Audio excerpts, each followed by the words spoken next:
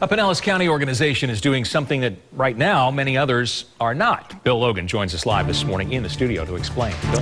That's right, Dan. In a time of budget constraints and cost cutting, we found one group who took a challenge and made a nice save on a couple of fronts. Rehabbing a bit of the Botanical Gardens property without spending a lot of money. Well, that's something to celebrate, even in the midst of a lot of beauty.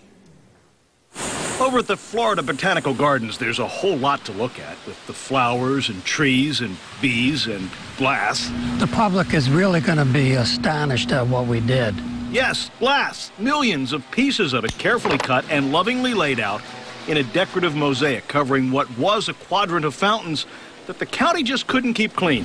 And we think it's one of the first in the country to lay mosaic in a horizontal manner. Chuck Scafidi is the president of the Gardens Foundation and just happens to be a former rocket scientist with NASA. So he knows about complex projects like the one proposed by this mosaic master. Her name is Heather Anderson, very artistic person. And somewhat whimsical. If you notice, the mosaics have fish and lily ponds, and if you look close, there's a few frogs. However, there's one turtle in one of these corners. And we thought we would play a game with visitors and tours and so forth to say, hey, the challenge is locate that turtle. The challenge to find funding for the project was met almost immediately once volunteers like Erhan Ozi stepped in to save some $200 grand in labor costs. So definitely this is a big improvement for the gardens. With limited professional oversight, it took all summer for the project to progress, but it's done, with the final pieces in place just this week.